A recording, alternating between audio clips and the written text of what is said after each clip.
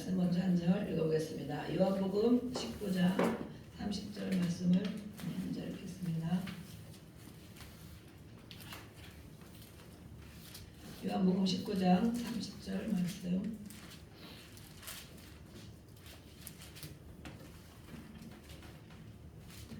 네, 찾으셨으면 한 목소리로 읽겠습니다. 옆에 찾아주시면. 네.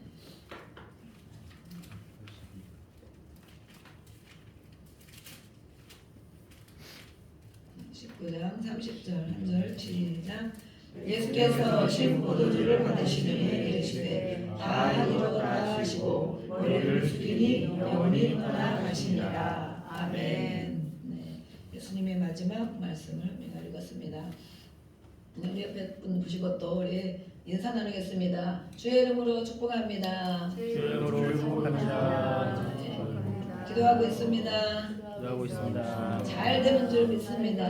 잘 되는 줄 믿습니다. 네, 기도하면 잘 됩니다. 하나님이 때가 되면 다 이루어 주시는 것을 우리가 늘 경험하며 살고 있습니다. 그래서 무엇이든지 기도하라. 아멘. 무엇이든지 아멘. 이건 기도하면 안 되나 그런 건 없습니다. 무엇이든지 기도하고 또 모든 사람을 위하여 기도하라고 말씀했어요. 날마다 기도하니까 힘내시고 네, 승리할 줄로 믿습니다. 아멘. 네, 이번 주에 이제 오늘은 우리가 종려주일이라고 합니다. 종려주일. 네, 종려주일 이제 내일부터 또 고난 주간 한 주간 고난 주간을 보내게 되고 그 다음 주일은 부활주일입니다. 예, 현수막이 이렇게 미리 와 있죠. 부활주일. 기독교는 기독교는 종교가 아니라는 말을 많이 씁니다. 기독교는 생명이다. 종교를 다 따질 때 기독교, 불교, 천주교 우리가 막 그렇게 하지만 정말 너무 다른 것을 우리가 알 수 있습니다. 그래서 기독교는 생명이다. 살아있고 경험할 수 있고 하나님을 만나고 경험하고 기도가 응답되어지고 그래서 살아계신 하나님 우리가 그러잖아요.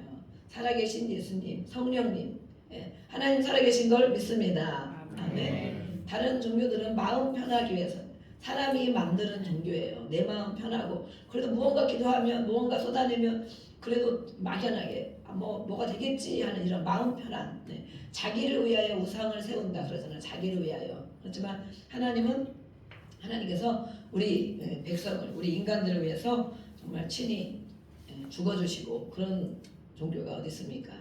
다 해라 그렇게만 하지. 누가 하늘의 그 높은 보좌를 버리고 내려오셔서 인간의 모습처럼 되셔서 인간의 모든 아픔과 괴로움과 수고를 다 짊어지시고 오늘 마지막 말씀에 요한복음 19장 30절 하신 말씀이에요. 그분이 바로 하나님이시고 하나님의 아들이신 예수님이고 예수님은 바로 성자 하나님이십니다. 하나님과 동등된 신분이다 그랬습니다. 그래서 그분이 하신 말씀이 오늘 다 이루었다 그렇게 말씀하세요. 무엇을 다 이루셨을까요? 무엇을?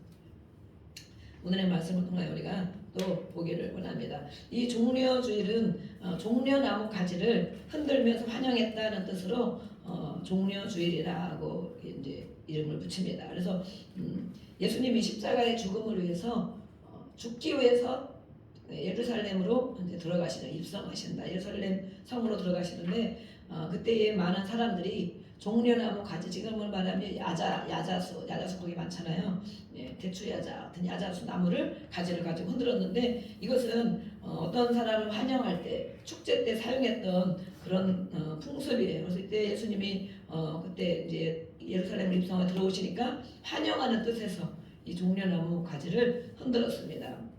근데 예수님은 정말 이 환영받으러 오셨을까? 이 예루살렘을 입성하신 예수님의 마음은 어떠실까? 백성들은 그것을 모르고 예수님이 많은 기적을 일으키시고 많은 사람이 따르고 그러니까 이 로마의 압제를 받던 그 시대에 예수님이 뭔가 이 세상의 왕으로 오셔서 정말 정말 우리의 삶을 이 인간적인 이런 모든 삶을 회복하시고 모든 압제에서 자유롭게 벗어나게 하실 그럴 정말 훌륭한 분이시구나. 그 의미로 이 사람들은 환영하고 막 겉옷을 깔아놓고 환영하고 막 그런 거예요. 호산나 다윗의 자손이 환영했어요. 하지만 예수님은 어떻습니까? 전혀 반대의 길을 가셨죠. 내가 세상의 왕으로 온 것이 아니고 나는 죽으러 가는 길이다. 이렇게 그래서 이렇게 이제 대추여자 나무가 흔들고 그랬는데 이렇게 마음이 다른 것입니다. 그래서 하나님의 생각과 우리의 생각이 다르다. 또 우리도 보면 많은 사람들과 대화할 때 보면 그 사람의 생각과 우리의 생각이 다른 것을 많이 알게 되죠. 너는 그런 생각을 하고 있지만 나는 그 마음이 아니다. 이럴 때가 많이 있잖아요. 네. 우리 예수님은 이렇게 인류의 구원을 위해서 십자가에 죽으시려 이렇게 입성하셨어요.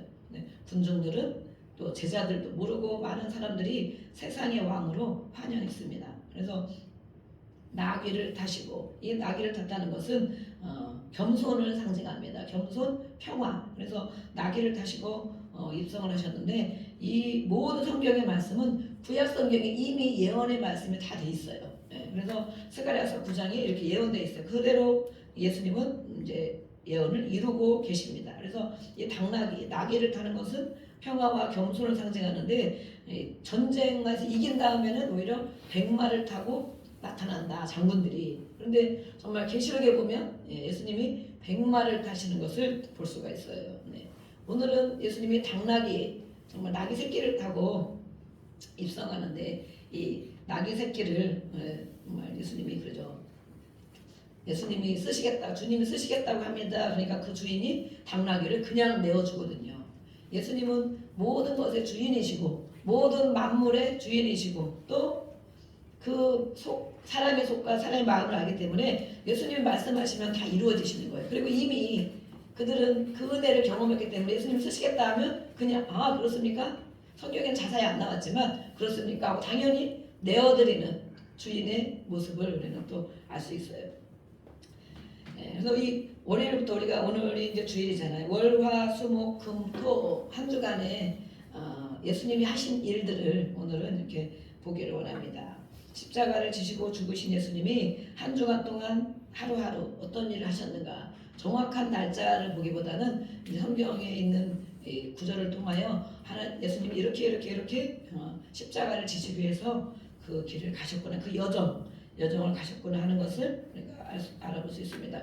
월요일, 오늘은 주일이고, 네, 오늘은 우리가 주일이니까 그런 말씀을 묵상하면 되겠죠. 세상의 왕으로 오신 것이 아니고 정말 죽으러 오신 예수님, 네, 모든 걸 이루신 예수님, 그것을 오늘은 우리가 묵상을 하면 되겠습니다. 월요일은 성전을 정결하게 하셨다. 네, 우리 마가복음에 한번 보겠습니다. 마가복음 11장, 이제 성경을 계속 찾을 것입니다. 마가복음 11장 17절. 네, 더우시면 저것을 또 공통 내려놓고 날씨가 많이 풀려서 11장 17절, 마가복음 11장 17절 말씀을 보겠습니다. 네, 마가복음 11장 17절. 네, 시작. 이에 가르쳐 이르시되 기록된 바 내 집은 만민이 기도하는 집이라 칭함을 받으리라고 하지 아니하였느냐. 너희는 강도의 소굴을 만들었도다 하시매. 아멘. 예수님 첫 번째 예루살렘에 입성하셔서 성 안에 들어가시니 어떤 일이 있냐면 많은 사람들이 원래는 예배하기 위해 제사를 하기 위해 제사를 하려면 우리가 죄를 지면 죽어야 되잖아요. 근데 내가 죽을 수 없으니까 짐승을 대신하여 드렸단 말이죠. 그래서 많은 짐승들을 이제 데리고 오다 보니까 먼 길을 오다 보니까 짐승들이 병나고 힘들고 막 지저분해지고 막 그렇게 된 거예요. 그래서 그것을 알고 이제 처음에는 그런 의도를 하지 않았겠죠. 그것을 알고 많은 상인들이 성전 주변에서 깨끗한 짐승 또 이렇게 건강한 짐승들 같이 팔고 이렇게 했던 거예요. 그랬더니 처음에는 예배를 잘 드릴 목적으로 그렇게 했겠죠. 제사를 잘 드릴 목적으로 그렇게 했겠지만 점점 가면서 많은 이익을 남기게 되고 그러다 보니까 많은 욕심이 생기고 많은 이익을 남기다 보니까 정말 장사하는 그런 곳이 돼버린 거예요. 예수님은 모든 걸 아시죠. 그래서 이렇게 성전에 들어오시면서 오늘 이 17절 말씀과 그 전의 말씀 보면 그 성전 안에서 매매하는 자들을 내쫓으시고 돈 바꾸는 자들의 삶과 비둘기 파는 자들의 의자를 둘러 엎으시고 이렇게 하셨어요. 다른 데에 보면 채찍을 만들어서 다 내쫓고 예수님이 하나님이시잖아요. 사랑이 많으신 분이죠. 근데 성경에도 보면 그 사랑이 무엇인지를 우리는 잘 알아야 됩니다. 예수님 성전에 들어오셔서 엄청나게 분노하셨어요. 분노. 우리도 분노가 많이 나죠. 예, 혈기 나고 분노 나고 분노 나는데 우리는 이 예수님이 하시는 것들은 거룩한 분노다. 우리도 화를 낼 때가 있어. 화를 낼 때 우리는 잘 자신을 보면 돼요. 내가 기분 나빠서 우리가 보통은 내가 기분 나빠서 화를 내죠. 네. 마음에 안 들어서 또 아니면 뭐가 내 생각과 안 맞아서 그것이 거룩한 분노이기를 원합니다. 아멘. 하나님의 이름이 더럽혀질 때, 누가 하나님을 욕하고 저주할 때, 그것에 대한 분노. 하나님은 그런 분이 아니야. 아버지를 누가 막 어떤 사람들이 아버지를 막 욕하면, 맞아. 뭐 조금 욕하면 그러지만 막 심하게 막 욕하면 자식 된 도리를 어떻습니까? 내 아버지인데 그래도 마음이 안 좋죠. 그러면 그래서 막 칼부림이 나고 막 그러잖아요. 예. 아버지를 욕하고 엄마를 욕하면 막 칼부림이 나는 것입니다. 그것은 자기 혈기 분노보다도 우리 아버지를 우리 어머니를 감히 욕했다 이런 거죠. 하나님께 우리가 그런 것이 있어야 되는데 우리는 육신적인 혈기 분노를 많이 내는 경우가 있습니다. 좀 화가 나는 예수님이 이때에 엄청난 분노를 일으켰어요. 내 집이라고 표현해서 하나님 교회는 물론 건물도 교회고 우리 심령이 교회고 건물도 교회고 우리 심령 안에 예수님이 계시기 때문에 아멘. 성령의 전이다 그랬습니다. 우리 심령이 우리가 교회인 거예요. 한 사람 한 사람 교회. 거룩한 삶을 살아야 되는 거예요. 그래서 우리가 이제 믿음이 처음에는 그런 걸 잘 모르기 때문에 세상 방법을 따라 그냥 살지만 어느 날 하나님이 은혜를 주시고 또 말씀에 믿어지고 성령이 부어주시면 우리 안에 생각과 마음과 모든 삶이 달라지기 시작합니다. 변화가 되기 시작합니다. 그래서 거룩한 삶을 살게 됩니다. 경건한 삶을 살게 됩니다. 왜냐하면 하나님 아버지가 그런 분이기 때문에 닮아가는 거죠. 예. 처음에는 잘 어렵지만 그래서 이렇게 예수님이 오셔서 이 집이 교회, 이 성전이 하나님을 제사하고 예배하는 성전인데 너희들이 장사하고 시끄럽고 막 이렇게 하면 이익을 남기고 욕심을 부리고 막 이렇게 하면서 강도의 소굴을 만들었도다. 강도. 예. 강도하는 짓이 죽이는 짓이잖아요. 죽이고 멸망하는 짓이 강도 가는 짓이잖아요. 강도의 소굴을 만들었도다 하면서 예수님이 정말 엄청 분노가 나셔서 채찍을 만들어 상을 둘러 엎고 이렇게 내쫓았어요. 그러면서 하신 말씀이 17절 말씀입니다. 우리 17절 그 말씀 한번 다시 읽어보겠습니다. 시작. 이에 가르쳐 이르시되 기록된 바 내 집은 만민이 기도하는 집이라 칭함을 받으리라고 하지 아니하였느냐. 너희는 강도의 소굴을 만들었도다. 아멘. 내 집은 하나님과 이 교회는 우리의 심령은 하나님을 예배하는 하나님을 교제하는 하나님과 만나는 그런 곳이다. 그래서 만민이 기도하는 집이라는 것은 모든 사람이 와서 하나님을 만나는 곳, 그것이 바로 교회다. 또 모든 사람을 위하여 기도하는 곳. 아까 기도에서 말씀한 것처럼 모든 사람이 와서 하나님을 예배하는 곳, 하나님 만나는 곳. 예배는 바로 하나님을 만나는 것입니다. 찬송을 통하여, 기도를 통하여, 말씀을 통하여 하나님 이런 분이구나. 하나님을 알고 나니까 내가 바로 그렇게 정말 죄인이구나. 내가 바로 연약한 자구나. 그것을 알면서 하나님을 고백할 때 하나님이 위로해 줄 자를 위로해 주시고 책망할 자를 책망해 주시고 또 평안을 주실 분은 평안을 주시고 이렇게 하나님이 하시는 거예요. 그래서 예배가 끝나고 나면 하나님을 만난 체험이 있어야 됩니다. 하나님은 나 오늘 이렇게 말씀하셨구나. 찬양하는데 찬양으로도 말씀을 주시거든요. 때로는 저는 사도신경에도 은혜를 주신다고 고백한 우리가 엉터리로 그냥 읽듯이 하면 안 되는 거예요. 축도에도 마찬가지고 저는 그런 경험을 정말 많이 했어요. 하나님이 정말 우리의 마음을 아시고 한 주간의 삶을 아시고 위로해 주시고 회복해 주시는 것을 예배에 경험하는 것입니다. 그래서 그렇게 하나님을 만나는 장소인데 사고 팔면서 강도의 소굴을 만들었도다. 얼마나 예수님이 화가 나셨겠어요. 그래서 이렇게 뒤집어 엎으셨어요. 그래서 우리는 이 교회가 바로 그런 곳이다. 또 우리의 심령이 바로 성전이라고 그랬잖아요.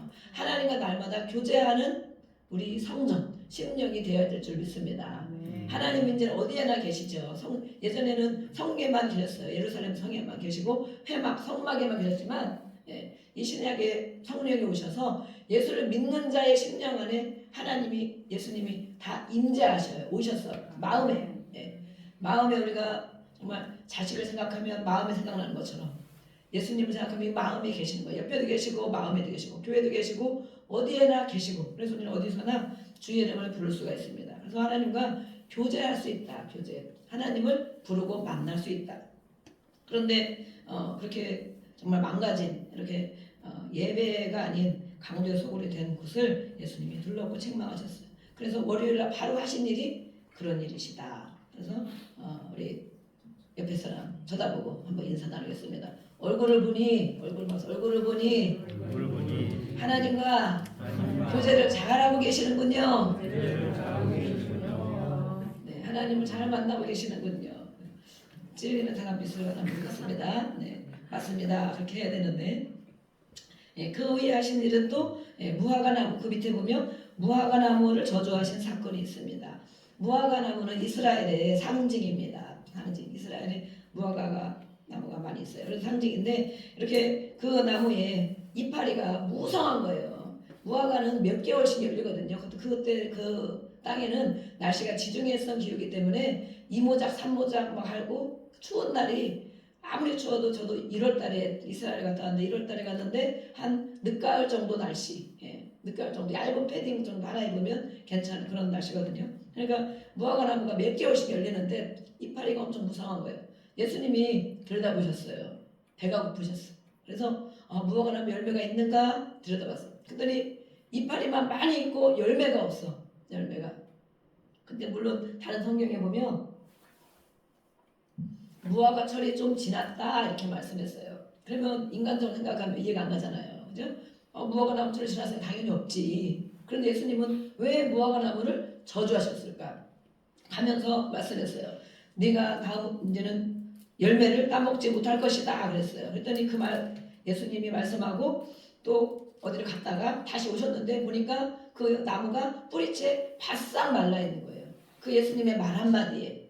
그래서 제자들이 보고 정말 예수님 신기합니다.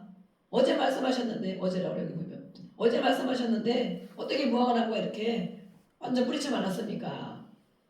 예수님은 그것을 통하여 물론 열매를 얻고자 하는 것도 있지만 그것을 통하여 옆에 있는 제자들에게 교훈하기 위해서 그런 말씀하셨어요. 무엇을 교훈하시냐? 무화과 나무가 잎이 무성하고 막 싱싱하면 많은 사람들이 열매가 있겠느냐 나처럼 예수님처럼 열매가 있지 않을까 하고 찾는다는 거예요. 열매를. 그런데 찾아보면 열매가 하나도 없고 이파리만 무성한 거예요. 무엇을 교훈하시길 그랬을까요? 외식적인 신앙. 겉으로는 잘하는 것 같은데 속이 텅 빈 것 같은 열매가 없는 예수님은 잘 믿고 오래 믿는 것 같은데 교회를 잘 다니는 것처럼 다른 사람이 볼 때 그렇게 많이 보여지는데 정작 열매를 맺어야 될 것. 성령이 계시면 성령의 열매를 맺어야 될 줄로 믿습니다. 아멘. 성령의 열매들이 있어요. 사랑, 희락, 화평, 오래 참음, 자비, 양선, 충성, 온유, 절제 이렇게 성령의 열매들. 그런데 예수님이 그것을 제자들에게 교훈하시기 위해서 이 무화과 나무를 이제 비유를 해주셨어요.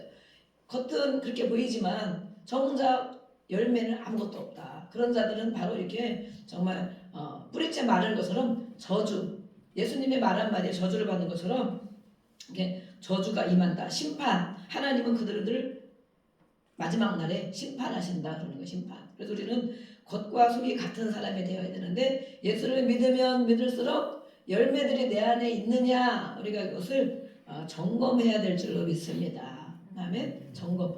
내가 성령의 사람인데 성령이 내 안에 계시는데 예수님이 내 안에 계시는데 그런 열매들을 내가 맺고 있는가? 열매가 아직도 많은가? 아니면 큰 열매를 맺어서 나눠줄 만한 열매들이 있는가? 아직도 나는 정말 잎만 무성한 다른 사람 보기에는 그렇게 보이지만 전혀 열매 없는 그런 삶을 살고 있지는 않은가? 그래서 그들은 반드시 마지막 날에 이렇게 심판을 받는다. 그것을 예수님이 보여주셨어요. 화요일날 둘째 날에는 우리 말씀 보겠습니다. 12장 41절을 보겠습니다. 한 장 넘기면 12장 41절.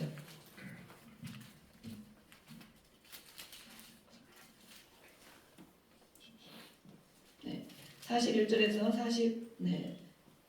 43절까지 우리 같이 읽어보겠습니다. 12장 41절 43절 시작. 예수께서 헌금함에 대하여 앉으사 우리가 어떻게 헌금함에 돈 넣는가를 보실세. 여러 부자는 많이 넣는데 한 가난한 과부는 와서 두렛 돈 곧 한 고드란트를 넣는지라.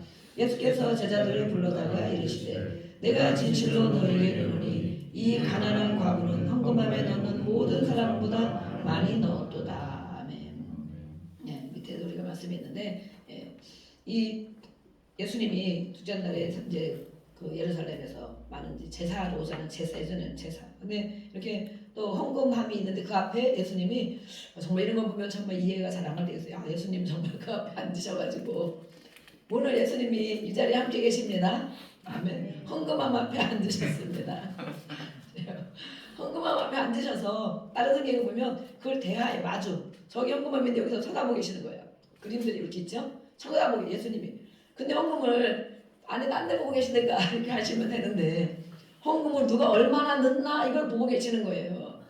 저도 이런 말씀 우리가 알고 있잖아요. 그러면 아 정말 하나님이 우리는 뭐라 그래? 하나님이 다 아십니다. 그러잖아요. 그죠? 하나님은 다 보고 계십니다. 그러는데 그런 건 안 보셨으면 좋겠다. 그러는데 이렇게 헌금함에 마주 앉아서 누가 얼마를 넣는가 보고 계신다는 거예요. 예수님은 왜 이런 일을 하고 계실까요? 그러면서 많은 사람들이 헌금함이 막 여러 개가 있다고 그래요. 그러면 부자들이 와요. 부자들 오면 금화를 넣는 거예요. 금화. 그러면서 부자들은 다른 데 보면 부자들이 헌금함에 넣을 때는 다른 사람들이 봐주기를 원하는 마음으로 헌금을 한다. 금화 무겁잖아요. 그걸 넣으면 덩그렁 하고 소리가 나는데 덩그렁 무거우니까. 그러면 이렇게 사람들이 많이 있으면 내가 부자 그러면 난 이 정도 넣어. 이 정도는 너희들 나를 좀 잘 대우를 해줘라 이거죠. 그래서 거기다 다 보라고 거기서 넣는다는 거예요.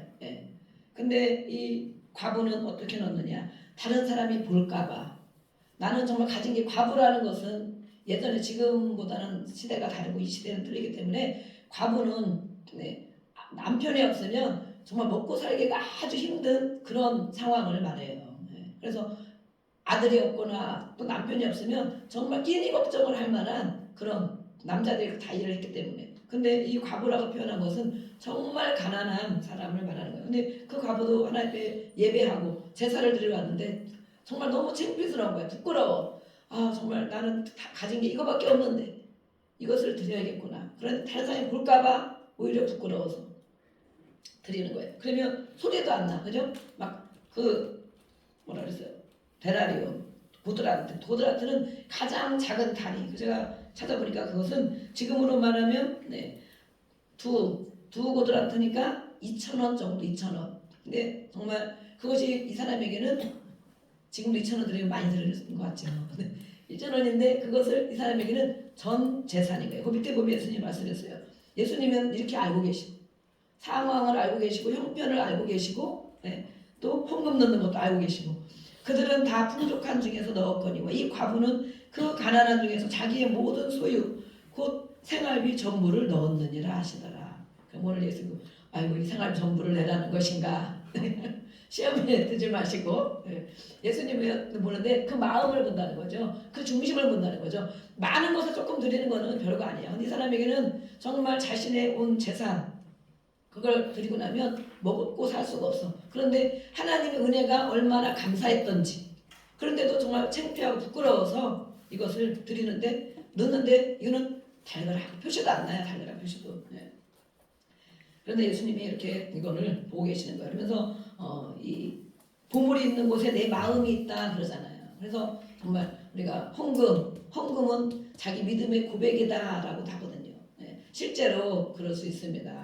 나는 안 그렇다 그럴 수 있지만 저도 하다 보면 아 정말 얼마큼 어디 가면 얼마큼 해야 될까 막 이렇게 생각하는데 또 몇 년 동안 어떤 때는 같은 액수를 할 때가 있어요. 근데 요즘에는 맨날 물가가 오르고 다른 건 올라가는데 헌금도 내가 좀 올려야 되지 않을까 그래가지고 올해부터 이제 그래도 어쨌든 은혜로 감사해서 이렇게 해야 되겠구나 그런 깨닫고 이렇게 하게 되는데 어쨌든 이렇게 하나님 앞에 드리는 것은 마음과 정성을 드리는 것이다. 하나님은 그것을 보시는 거예요. 그리고 그것을 예수님은 보시고 받으시는 거예요.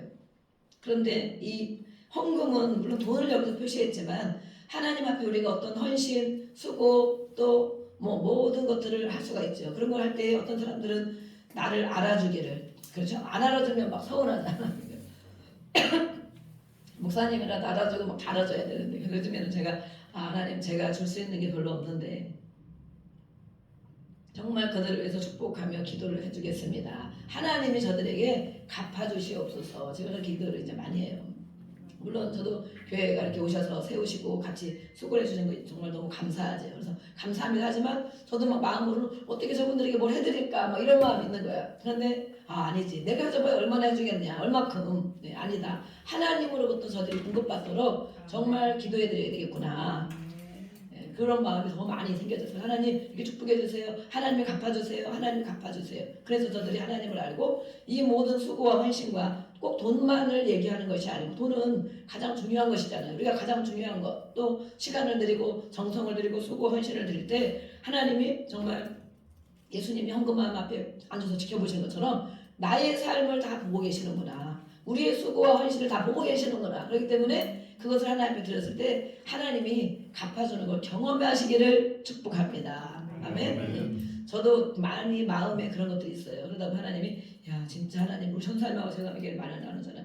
하나님이 진짜 그대로 하신다. 마음에 있는 것도 하시고 생각한 것도 하시고 예전에 기도한 것도 하시고 그런 거 보면 하나님을 정말 신뢰할 수밖에 없고 하나님 앞에 정말 잘못한 것들 빨리빨리 깨닫고 회개하고 그래서 점점 갈수록 이렇게 그런 것들을 많이 경험을 하게 됩니다. 그래서 화요일날 이런 일을 하셨다. 이것을 보시고 이렇게 말씀하신 것을 우리가 또 알고 있습니다. 수요일날 어떤 일을 하셨는가? 이때에도 여인들이 헌신을 많이 합니다. 여인들의 헌신이 있습니다. 마가복음 14장 한 장 더 넘기면 14장 9절 말씀을 보겠습니다. 9절 말씀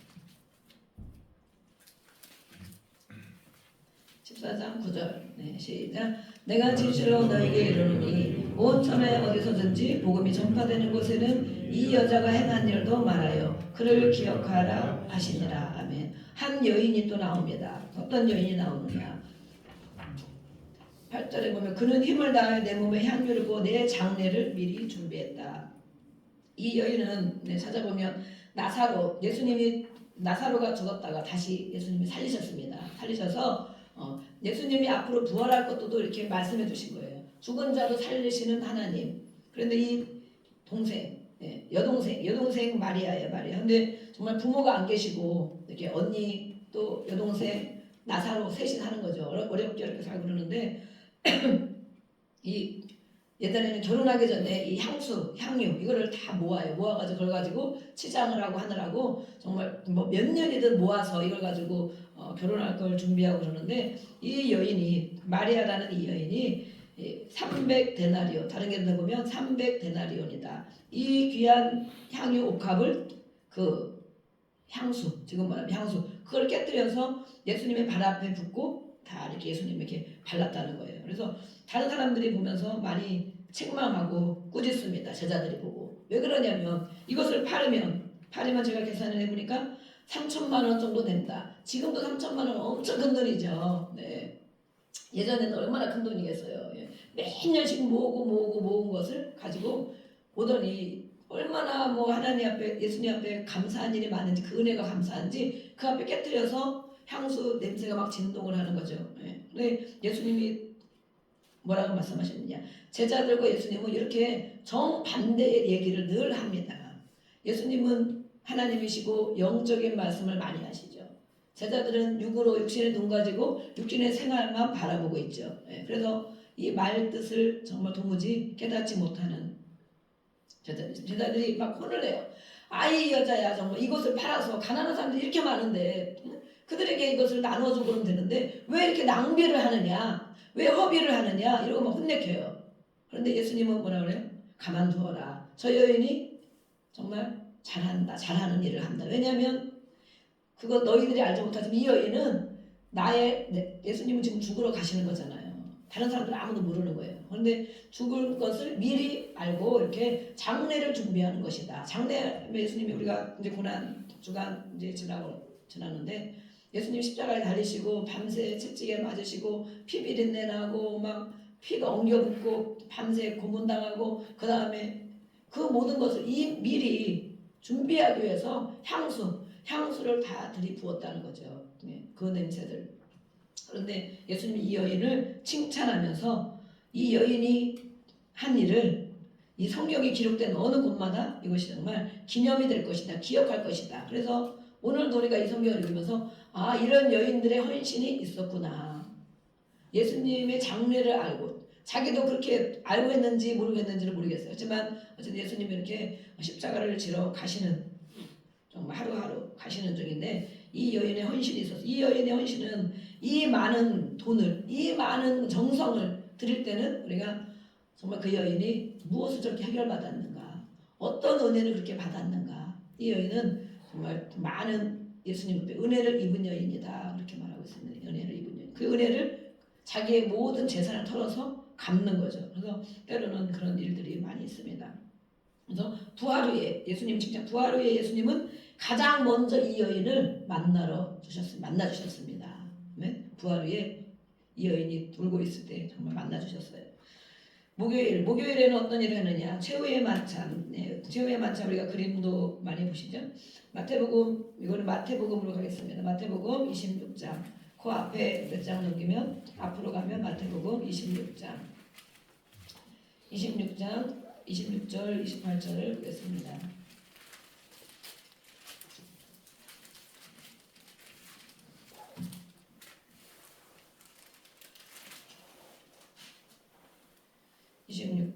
네. 26, 20절, 28절 같이 읽어보겠습니다. 시작. 그들이 먹을 때 예수께서 떡을 가지사 축복하시고 떼어 제자들에게 주시며 이르시되 받아서 먹으라 그것은 내 몸이니라 하시고 또 잔을 가지사 감사기도 하시고 그들에게 주시며 이르시되 너희가 다 이것을 마시라. 아멘. 17절, 28절 이것은 죄사함을 얻게 하려고 많은 사람을 위하여 흘리는 나의 피 곧 언약의 피니라. 아멘. 네. 예수님은 이제 십자가를 질 것을 앞에 두고 많은 제자들과 함께 애찬을 했어요. 그러면서 떡을 주고 또 포도주를 주면서 이 떡이 바로 나의 살이다. 또 이 잔이 바로 나의 피다. 그러면서 많은 사람을 위해 흘리는 피.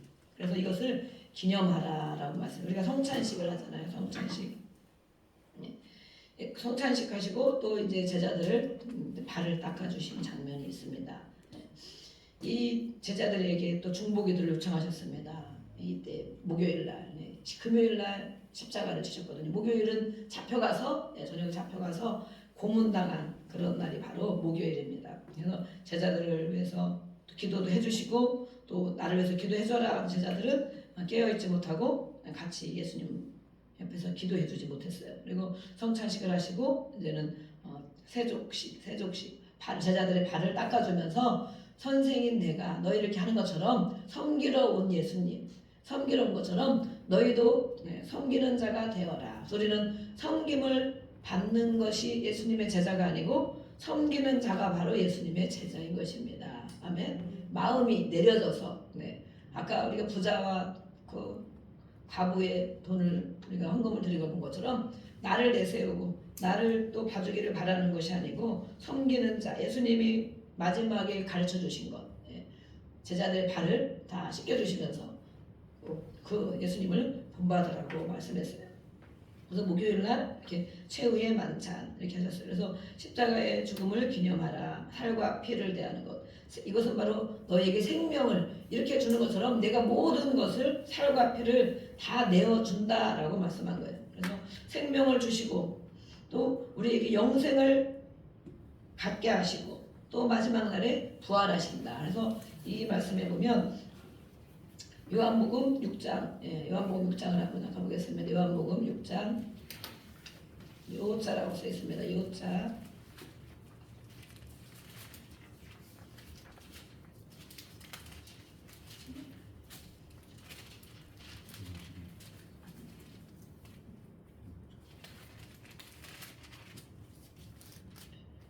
네, 우리 57절, 58절 한번 읽어보겠습니다. 6장 57절,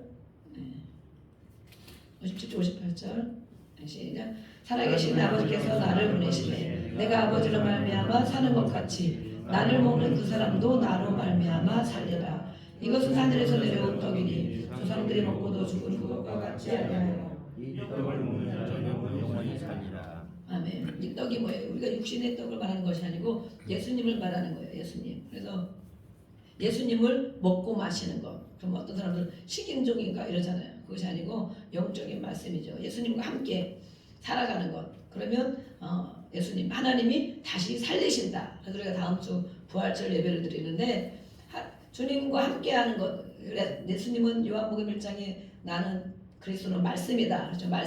말씀이 내 안에 있을 때 우리가 살아나고 예수님이 내 안에 있을 때 살아나고 아멘. 네. 그래서 영생을 주시고 마지막 날에 살리시고 부활의 예수님이 바로 우리 안에 계실 때 우리도 모든 영역에 살아나는 역사가 있는 것을 믿습니다. 아멘. 우리의 생각이 살아나고 마음이 살아나고 육체가 또 모든 연약한 질병 가운데 살아나고 그래서 예수님과 함께하는 자, 그 말씀을 믿는 자, 그 안에 살아가는 자는 이렇게 내가 사는 것처럼 너희도 살 것이다 라고 말씀했어요. 예수님은 정말 부활하셔서 그래서 하나님 나라에 계시죠.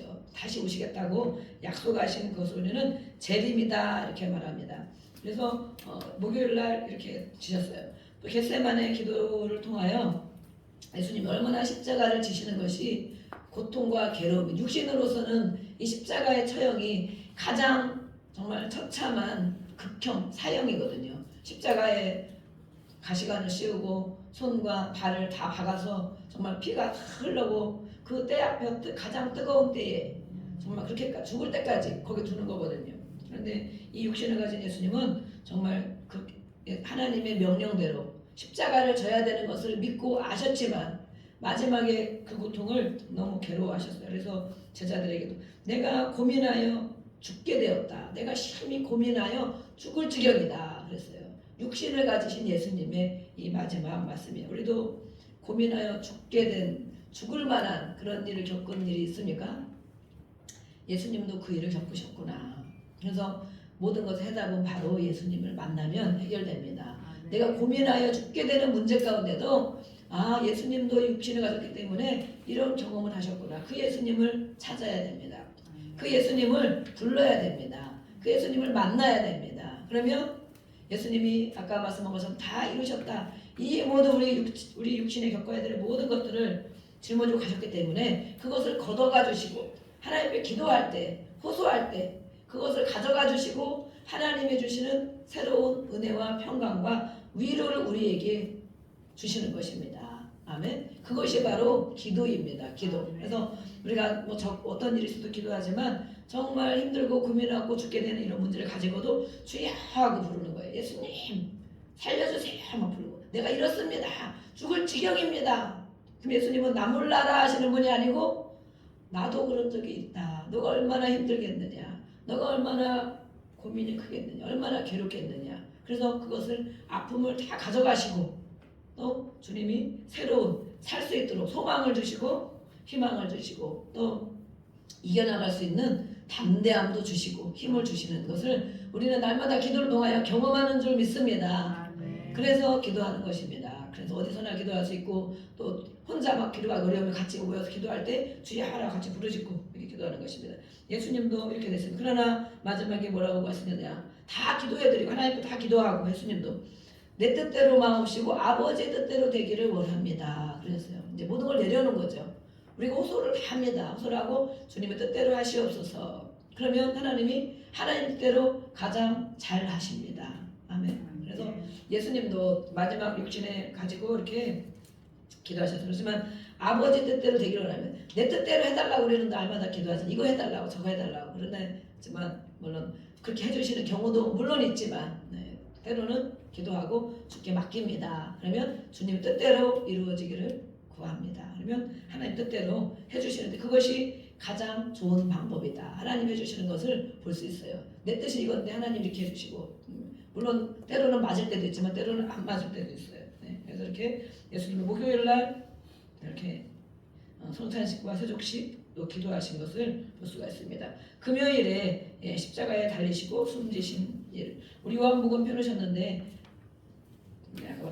요한복음 19장 보겠습니다. 요한복음 19장 30절 조금 뒤로 가셔서 요한복음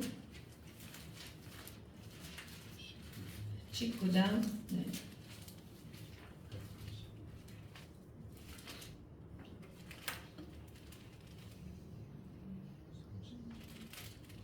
우리 아까 우리 처음에 읽으신 말씀이죠. 30절 읽어보겠습니다. 시작. 예수께서 심포도주를 받으신 후에 이르시되 다 이루었다 하시고 머리를 숙이니 영혼이 떠나가시니라. 아멘.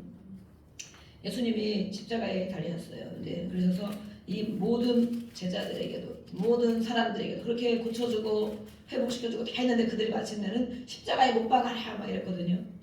하나님을 모독했다고. 죄는 바로 하나님을 모독했다는 거야.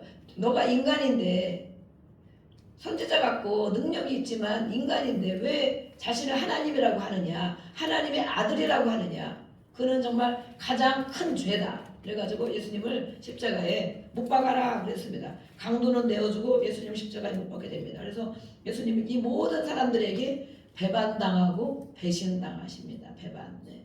우리 배신당하고 배반당한 이런 일들이 있죠. 네. 그러면 엄청 억울하고 정말 괘씸하고 많이 그렇죠. 그런 문제 가운데도 우리는 주님을 만날 수 있습니다. 예수님은 정말 네, 다 고쳐주고 회복시켜주고 예수님이 무슨 잘못을 했습니까? 그렇죠? 네. 그런데 그들은 예수님을 십자가에 못 박으라고 많은 군중들은 한 목소리로 그렇게 외쳤어요. 네. 그래서 6월절 이 양 잡는 날 제사를 드리는 6월절에 양을 잡아야 되는데 양 대신 예수님이 어린 양이 되셔서 잡히셨어요.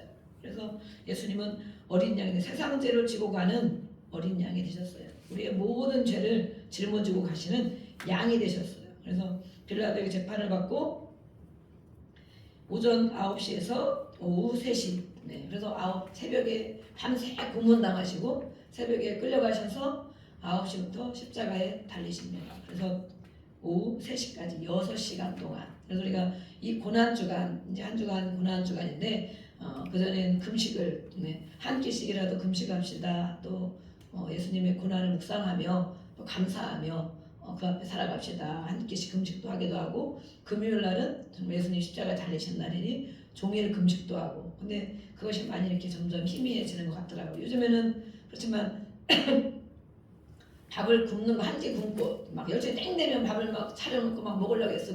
이런 금식보다도 정말 이 마음과 태도가 중요하다. 요즘은 뭐 많은 아이들도 그렇지만 어른들도 마찬가지죠. 절제하는 것, 어떤 음식을 절제하는 것, 또 어떤 일을 절제하는 것, 또 미디어 금식. 우리가 정말 저도 어떤 금식을 할까 어떤 때는 커피 금식. 네. 커피를 좋아하는 것, 내가 좋아하는 것들을 내가 꼭 하루에 뭐 좋아하는 거 하루에 한 잔씩 두 잔씩 꼭 마셔 이런 것들을 마시지 않으면 절제. 그는 음식을 절제하는 금식에 들어가거든요. 밥만 안 먹는 금식도 있지만 이렇게 음식을 절제하는 것도 있어요. 그래서 그런 것도 해봤는데 요즘에는 보면 정말 핸드폰을 많이 들고 살잖아요. 막 일하실 때는 물론 핸드폰을 안 보지만 핸드폰을 많이 볼 때가 있어요. 저도 막 점점 줄이고 이러는데 정말 이 기간 동안 밥 한 끼 굶고 내가 막 열심히 땡처럼 밥 먹고 막 이런 것보다도 미디어 금식 꼭 필요한 뭘 검색을 한다거나 뭘 하는 것 외에는 불필요한 것들을 정말 절제하고 끊는 그런 한 주간 해봤으면 좋겠다. 그렇게 하면서 그때 더 예수님을 묵상하고 하루하루 이제 우리가 주보에 나온 말씀을 단톡방에 한 절 한 절 올려줄 것입니다. 그러면 이제 한 절씩만 올리지만 우리는 내용을 다 알고 있잖아요. 그러면서 예수님이 이렇게 하셨구나. 예수님이 오늘 이렇게 하셨구나. 우리 김효신 성도님도 단톡방에 같이 오셔서 한 주간 말씀 들은 걸 가지고 이렇게 말씀을 띄워주면 그걸 아침부터 보면서 예수님을 묵상할 수 있어요. 그래서 이 미디어 금식을 하는 것이 좋다 이런 마음이 듭니다. 마음의 감동대로 이렇게 나는 그래도 뭐 한 끼 밥을 굶겠습니다. 또 아니면 나는 한 끼만 먹고 두 끼를 굶겠습니다. 이런 분들도 있어요. 두 끼 금식도 많이 하시거든요. 한 세 끼를 다 금식하면 일을 못 하니까 힘들어서 그런 것도 있지만 감동대로 이렇게 하시면 되고 6시간 동안 이렇게 십자가에서 모진 고통을 당하시고 죽으셨어요. 그날이 바로 금요일입니다. 금요일. 그래서 금요일, 그다음에 토요일 날은 토요일 날은 무덤에 계셨죠. 무덤에 이 금요일 날 십자가상에서 하신 말씀을 우리는 가상칠언이라고 합니다. 십자가상에서 7마디의 예수님이 하신 말씀. 마지막 죽으시면서 예수님은 어떤 말씀을 하셨을까? 궁금하시죠? 알고 있는데요. 그럼 예수님 어떤 말? 우리는 그러면 죽음을 앞에 둔 우리는 어떤 말을 하게 될까? 그런 것을 생각해 볼 수도 있어요. 가상칠언 말씀을 7마디를 이렇게 들려드리겠습니다. 누가복음에 보면 저들의 죄를 용서하여 주옵소서라고 기도하셨어요. 이것은 자기를 채찍하고 십자가에 못 박는 많은 군중들, 많은 인류들을 말하는 거예요. 나를 죽이라고 하는 것이 죽인 자죠, 죽인 자. 잘못한 것이 없는데 나를 죽인 자를 위해서 기도하시는 예수님. 저들의 죄를 용서하여 주옵소서. 저들이 하는 일을 알지 못합니다. 저들이 정말 하나님을 안다면 예수님이 하나님이신 걸 안다면 그렇게 하지 않았을 텐데 몰라서 저들이 저렇게 하나님이신 예수님 십자가에 못 박는 죽여 없애라고 하는 그런 자들을 예수님이 기도하셨어요. 저들을 죄를 용서하여 주옵소서. 그래서 우리는 정말 뭐 나를 조금만 힘들게 해도 나를 정말 괴롭게 해도 막 씩씩거리고 화가 나고 막 용서가 안 되잖아요. 나를 상처를 많이 준 사람 용서가 안 되잖아요. 그런데 이 예수님이 하신 것이 바로 이것이 원수 사랑입니다. 나를 죽인 자들을 용서하면 우리가 누구를 용서를 못하겠어요. 그래서 그 용서는 억지로 되는 것이 아니고 그 예수님을 만나고 예수님이 나 같은 죄인을 용서해 주신 것을 우리가 정말 깊이 깨달을 때 내가 누구를 용서할 만한 자격이 없는 사람이구나. 오히려 용서한다는 것 자체가 자격이 없는 거구나. 나도 예수님이 용서해 주셔서 이렇게 살아있고 이런 자리에 있는데 다른 사람들은 또 때로는 어떤 이렇게 피해를 줄 수도 있지만 그들이 알면 그런 짓을 안 하잖아요. 그렇죠? 그들이 알면 그런 상처를 안 준단 말이죠. 내 마음을 알면 그들이 그렇게 말하지 않는다는 거죠. 그런 것처럼 예수님이 이렇게 저들이 하는 일을 몰라서 그렇사오니 저들을 용서하여 주옵소서 이렇게 기도하셨어요. 또 두 번째 말씀은 누가복음 23장에 보면 양쪽에 강도가 둘이 십자가를 같이 졌어요. 예수님이 가운데 계시죠? 강도. 십자가를 가셨는데 이 한 강도는 마지막 죽기까지도 막 예수님을 조롱했어요. 자기 죽으면서도. 그러나 한편 오른편의 강도는 나를 기억해 주소서 그러면서 이 예수님이 하나님의 아들이신 것을 믿고 마지막 죽기 전에 예수님을 영접했어요. 영접. 그래서 당신이 낙원에 가실 때 나를 기억해 달라고 당신의 나라에 나를 기억해 달라고 기도했어요. 그랬더니 예수님이 마지막 그 강도에게 오늘 네가 나와 함께 낙원에 있으리라. 천국이 물론 우리가 죽으면 천국이지만 천국 가기 전에 어느 한 기간 동안 있는 곳이 바로 낙원입니다. 낙원. 거기서 이제 마지막 예수님이 오시면 심판을 받게 되고 백보자 심판을 가게 되는데 이 낙원이라는 곳이 우리는 그냥 천국이라고 여기면 괜찮습니다. 그래서 이 마지막 강도에게도 그 구원의 기회를 주시는 분. 그래서 우리는 예수님을 일찍 믿고 예수님을 영접하고 하나님의 자녀로 이 땅에서 살아가면서 누리는 것도 있지만 어떤 분들은 정말 죽음의 직전에 병들고 병원에 누워서 죽음의 직전에 예수님 믿으세요. 그래 천국 가십니다. 예수님 영접하세요. 이렇게 하면 그분들이 영접하는 분들이 있어요. 내가 좋은 데로 간다고 천국에 간다고 믿기 때문에 그렇게 해서 가는 분도 있지만 어떤 분들은 마지막까지 정말 이 왼편의 강도처럼 마지막 내가 지금 믿어서 뭐 하냐고 나는 절대 안 믿겠다고 이렇게 그냥 가는 분들이 있어요. 그분들은 그 영혼이 지옥으로 가는 것입니다. 마지막에도 예수님은 이렇게 구원의 기회를 주신다. 마지막에도. 그래서 이 강도에게 말씀하셨어요. 또 세 번째 말씀은 요한복음에 보면 어머니 마리아 어머니가 보고 있잖아요. 그러니까 너무 어머니 고통이 얼마나 심하겠어요. 아들이 정말 죽는 것을 보고 있으니 이 예수님이 이 어머니에게 위로하시면서 말씀하신 말씀이 있어요. 그 형제들이 많이 있었지만 예수님의 동생들이 많이 있었거든요. 그런데 예수님은 이 어머니를 자기가 가장 사랑하는 제자 요한에게 맡기셨어요. 예수님이 깊은 뜻이 있으시겠죠.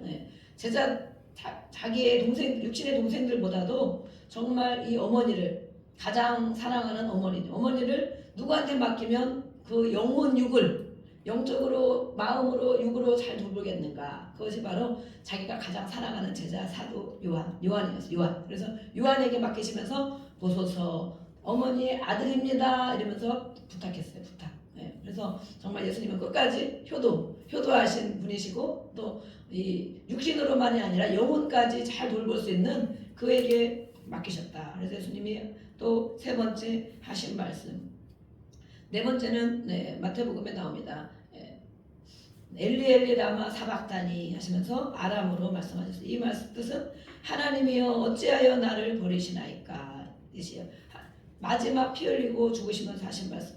하나님이시 어찌하여 나를 버리시나이까. 이것은 바로 하나님이 나를 왜 버렸느냐라고 원망하는 말이 아니고 늘 하나님과 예수님은 하나였거든요. 아버지와 나는 하나이다. 떨어진 적이 없었어요. 이때에 온 인류의 죄를 짊어지고 예수님 십자가를 지신 것은 우리 모든 죄를 짊어지고 주시고 계신 거기 때문에 예수님이 이제는 죄 덩어리가 되셨다. 우리가 찬양했잖아요. 죄가 되신 예수님, 죄가 되신 모든 사망, 죄, 슬픔, 모든 괴로움을 지셔서 이제는 하나님의 아들이 아니고 하나님의 모습이 아니고 죄덩어리가 되신 모습으로 십자가에 박혔다는 거예요. 그래서 그 순간에 죄와 하나님은 같이 있을 수 없습니다. 분리가 된 거예요. 그래서 하나님이여 왜 나를 버리시나이까 마지막 이렇게 절규하는 말씀이 있어요. 단절되는 순간에 그래서 우리가 죄 가운데 있으면 하나님과 단절된다.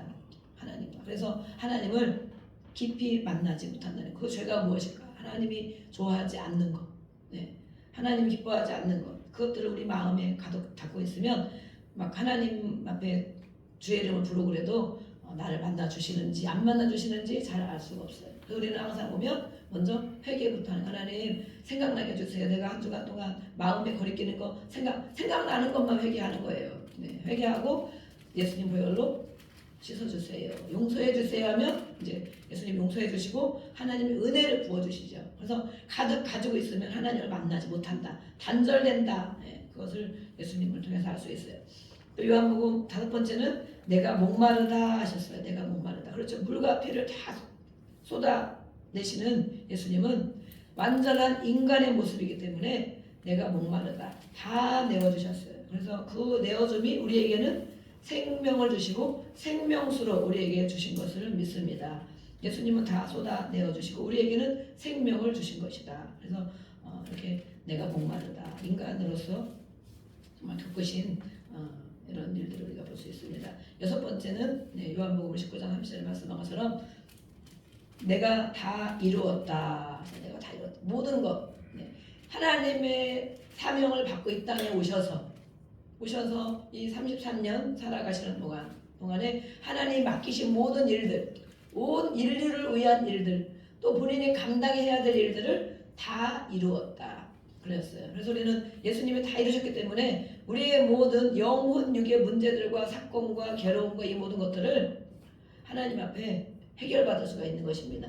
예수님이 다 짊어지고 다 이루셨다라고 도장을 찍으셨어요. 그래서 그 앞에 나오는 자마다 그의 이름을 부르는 자마다 그의 도움을 구하는 자마다 우리 주님은 그것을 회복하게 해주시고 해결해 주십니다. 아멘. 그래서 우리와 하나님과 우리가 감히 어떻게 하나님이 아버지가 되겠어요? 죄 많은 우리가 어떻게 하나님 아버지가 되겠어요? 그런데 예수님이 중간에서 그 역할을 감당해 주셨어요. 그래서 우리를 죄인과 하나님과 화목할 수 있도록 하나님을 아버지라고 부를 수 있도록 역할을 감당해 주신 것이죠. 그래서 그것이 바로 인류 구원의 사역입니다. 이것을 이루셨다는 거예요. 죄인과 하나님과의 관계를 죄 때문에 끊어진 관계를 이어주시는 역할, 그것을 이루셨다. 그래서 다 이루셨다. 그래서 예수님은 길이요 진리요 생명이고 예수님의 아니고서는 하나님께 갈 자가 없다 그랬잖아요. 우리는 예수님을 유일한 하나님의 아들. 그래서 그 이름을 예수의 이름에 주셨기 때문에 다른 어떤 종교로도 구원받을 수가 없다. 오직 예수님. 그래서 예수님은 기독교는 종교가 아니고 생명이다라고 말하는 거예요. 생명이다. 예수님이 그것을 이루셨기 때문에 우리가 주여 예수님의 이름으로 기도합니다 그러잖아요. 모든 기도한 다음에 예수님의 이름으로 기도한다. 왜냐하면 예수님이 다 이루셨기 때문에 예수님 이름으로 기도하는 것 이루어질 줄로 믿습니다. 이렇게 기도하는 것입니다. 그래서 이렇게 마지막 말씀하셨어요. 또 우리에게 승리를 주셨습니다. 이 7번째는 가상 7원 7마디의 말씀이라 했죠. 7번째는 이제는 마지막 아버지에게 하나님 아버지에게 말씀이에요. 아버지여 내 영혼을 아버지 손에 부탁하나이다. 그래서 아버지 손에 내 영혼을 부탁하나이다. 이렇게 말씀하셨어요. 그래서 하나님이시지만 철저한 순종과 희생의 역할을 감당하시다가 가신 것을 볼 수가 있어요. 오늘 이렇게 예수님의 가상 7원을 보다 보니까 우리도 하나님과 이제 하나님 앞에 갈 날이 언젠지 모르지만 나이가 많이 먹고 또 준비할 때 이렇게 예수님이 하신 것처럼 정말 다 용서할 사람 용서하고 또 하나님 앞에 올려드리고 이 땅에 남은 것들을 감당하고 또 아버지 내가 다 이루었으면 하나님이 이 땅에 나를 보내셨을 때 우리를 보내셨을 때 맡기신 일들을 정말 이루었습니다. 그렇게 하고 가면 얼마나 좋을까 이런 마음이 듭니다. 그래서 마지막 갈 때에도 아버지 손에 영혼을 부탁하나이다. 예수님이 하신 것처럼 예수님은 모든 것들을 우리에게 이렇게 다 가르쳐 주셨어요. 그래서 금요일에 이렇게 십자가를 지시고 죽으신 것. 토요일에는 무덤 속에 계신 예수님. 토요일에 이 시대의 무덤은 어떻습니까? 석회암으로 되어 있거든요. 그래서 바위를 파서 그 무덤을 이제 거기다 시체를 놓게 돼요. 그래서 한 가정의 무덤이 있기도 하고 뭐 개인의 무덤이 있기도 하고 그래서 계속 이제 그 안에 넣어놓는 거거든요. 그래서 이 무덤 속에 계신 예수님 누가복음의 23장 우리 누가복음을 한번 보겠습니다. 요한복음 조금 전에 보면 누가복음 있습니다. 누가복음 23장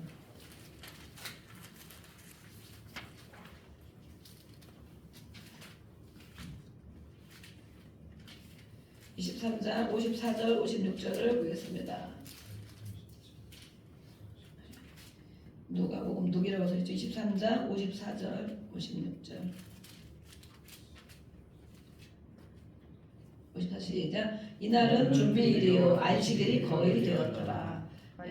돌아가 향품과 향유를 준비하더라. 이렇게 우리가 요절을 써놨는데 이제 금요일날 예수님이 십자가에 달리셔서 죽으셨기 때문에 무덤에 놓았죠. 그래서 금요일, 토요일, 주일, 일요일 우리는 주일을 그래서 부활하신 예수님 그래서 주일을 이제 드리게 됩니다. 무덤 속에 계시는데 이때의 시체를 정말 용감한 한 사람이 있습니다.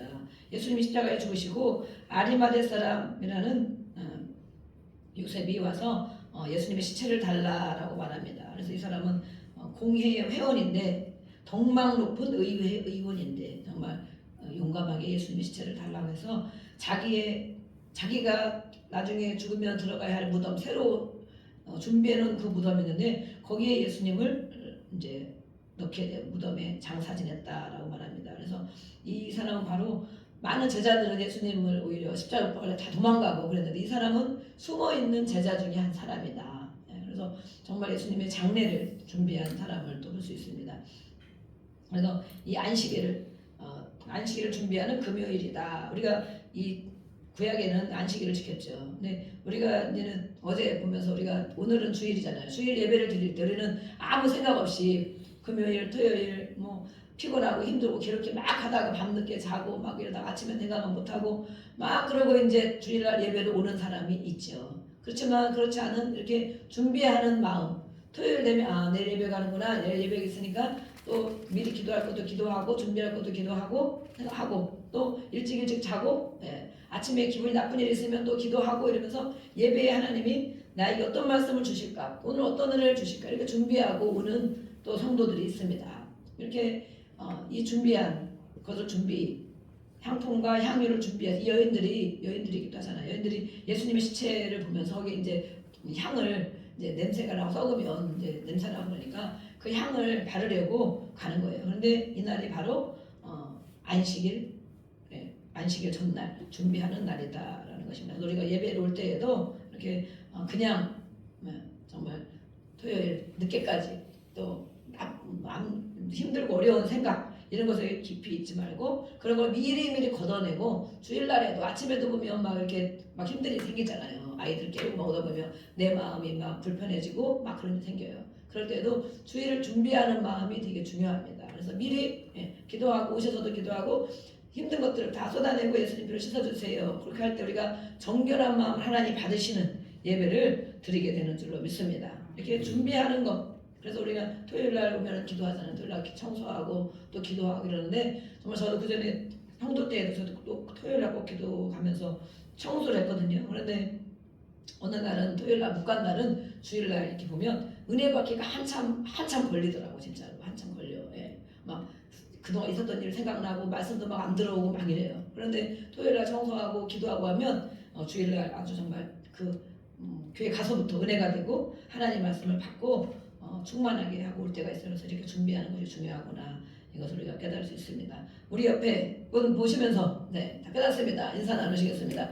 주일을 잘 준비하고 계십니까? 우리 인사 나누겠습니다. 주일을 준비하고 계십니까? 네. 이렇게 내 입으로 고백했으니 준비를 잘할 줄로 믿습니다. 그래서 이제 예수님은 죽으셨고 무덤은 인생의 끝이 아니고 우리가 예수님의 무덤 박히신 일을 보고 물론 감정적으로 할 수도 있지만 예수님이 왜 이렇게 하셨는가? 나는 예수님을 믿고 따르는 자인가? 예수님이 한 주간 이런 일을 하셨구나. 그렇지만 내가 예수님을 믿는 자로 나는 정말 어떻게 살아가고 있는가를 우리는 더 묵상해야 됩니다. 그래서 예수님의 죽음은 무덤으로 다른 사람들이 보기에 예수님이 죽어서 십자가에 달려서 무덤에 넣어놨으니 모든 것이 끝났구나 그렇게 얘기해요. 다 모든 것이 끝났구나. 그렇게 예수님이 많은 사람을 고치고 하나님 나라를 전파하고 기적과 표적을 많이 일으켰지만 정말 그래도 저 사람 어쩔 수 없는 사람이었구나 이러고 십자가에 죽어서 무덤에 장사했으니까 다 끝난 걸로 알 수 있어요. 끝난 것. 우리 인생에 내 인생 뭐가 있겠어? 내가 이제 앞으로 삶에 무슨 소망이 있겠어? 끝난 것 같은 사람은 여기는 없겠죠.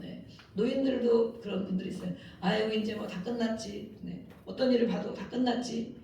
예수님의 죽음은 끝난 것이 아닙니다. 예수님은 저는 그래서 토요일 날 이렇게 되면 금요일 이제 저녁 이제 예수님 십자가 달리고 죽으시냐면 금요일 저녁부터는 무덤에 있는 예수님을 막 묵상해요. 묵상. 예수님의 무덤도 제가 갔다 왔었는데 무덤에 있는 예수님. 많은 사람들은 이게 끝났다고 생각하겠지. 또 그렇지만 예수님은 그 무덤 안에서 어떻게 하셨을까? 물론 3일 동안 계셨지만 부활을 예수님을 아셨잖아요. 성령님이 부활시켜주는 거거든요. 근데 많은 사람들은 이것이 끝났구나. 무덤에 있으니까 다 이제 모든 것이 정말 아무것도 정말 이것이 꿈인가 아무것도 일어나지 않는구나. 근데 예수님은 무덤에 계시지만 그러니까 3일 기도를 많이 하는 거예요. 3일. 무덤에 있는 것 같을 때 정말 3일 동안 기도할 때 다시 사는 역사가 있는 것처럼 그런데 이 무덤에서 예수님이 시체가 썩고 막 냄새나는 것이 아니고 부활을 준비하신 거예요. 부활. 아멘. 그래서 아무도 모르는 우리가 기도해도 남들이 아무것도 모르는 힘들고 어려운 문제를 가지고 막 기도할 때가 있잖아요. 그런데 그것이 끝난 것이 아니고 부활하신 예수님 3일 만에 살아나신 것처럼 생명을 주신 것처럼 정말 이 부활의 예수님이 정말 우리 안에 늘 자리 잡고 계셔야 됩니다. 모든 것이 끝난 것이 아니다. 죽음의 문제까지도 끝난 것이 아니다. 예수님은 다시 사신다. 그래서 저는 금요일 이렇게 되면 막 예수님 십자가 못 박혔으니까 마음이 이제 뭐 그래도 묵상도 하고 경건하게 지내려고 하죠. 근데 토요일 되면 그때부터 마음이 저는 막 기쁜 마음이 생겨져. 기쁨. 왜냐면 부활이니까 곧 부활이니까 곧 살아나니까. 그래서 정말 아무도 모르는데 하나님만 아시지. 막 그런 문제도 있잖아요. 예수님도 많은 사람들은 예수님이 시체가 썩어서 냄새 날까봐 향품을 바르러 가는 거예요. 근데 예수님은 부활을 준비하고 계신 거죠. 부활. 야 조금만 기다려. 조금만 기다려. 조금만 기다려. 나는 죽은 것이 아니다. 끝난 것이 아니다. 그래서 기독교는 예수님 우리가 믿는 예수님은 바로 부활의 예수님. 다음 주에 우리가 한 주간 이렇게 묵상 기도하면서 정말 부활의 소망, 부활의 예수님이 내 안에 계셔서 모든 것들을 회복시키시고 해결하시는 그 주님을 기대하는 주일이 되기를 원합니다. 아멘. 그래서 다시 살아나셔 우리에게 소망을 주셨어요. 그날이 바로 우리는 부활절이다. 부활절. 오늘의 말씀을 가지고 우리가 어떤 말씀이 마음에 들어왔는지 가지고 우리 함께 기도하겠습니다. 한 주간 동안 우리가 말씀을 묵상하고 지낼 때에 예수님이 하신 일들을 바라보았습니다. 또 예수님이 하신 말씀을 우리는 들었습니다. 내가 믿는 예수님